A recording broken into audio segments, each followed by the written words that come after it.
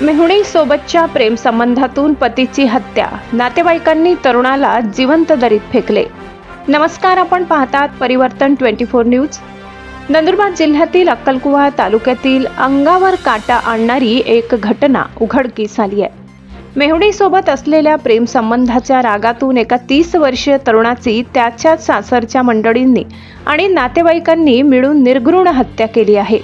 विजा बाजा पाडवी असे मयत तरुणाचे नाव असून त्याला बेदम मारहाण केल्यानंतर जिवंतपणी खोल दरीत फेकून देण्यात आले। या प्रकरणी मोलगी पोलीस ठाण्यात 8 जणांविरुद्ध खुनाचा गुन्हा दाखल करण्यात आलाय। मिळालेल्या माहितीनुसार मयत विजा पाडवी याचे त्याच्या पत्नीच्या सख्ख्या बहिणीशी प्रेम संबंध होते। या अनैतिक संबंधाला कुटुंबातील सदस्यांचा तीव्र विरोध होता।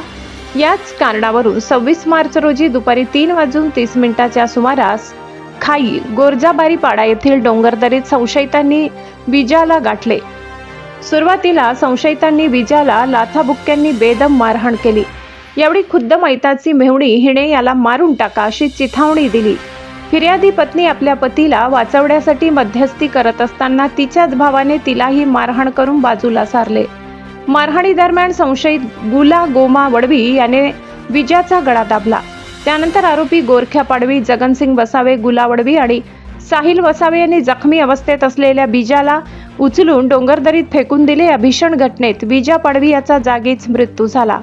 या प्रकरणी मैताच्या 27 वर्षीय पत्नीने दिलेल्या फिर्यादीवरून मोलगी पोलिसांनी भारतीय न्याय संहिता 2023 चे कलम 103(1), 46, 115(2), 189(2), 191(2) आणि 190 प्रमाणे खाल्या भांगा पाडवी, गोरख्या विजा पाडवी, विजा पुण्या पाडवी, सर्व खाई दीपला पेचरा वसावे, जगनसिंग दीपला वसावे, गुला गोमावडवी, साहिल सूर्या वसावे, सर्व भराडी पादर आणि 8 फिर्यादीची बहीण यांच्यावर गुन्हा दाखल केला।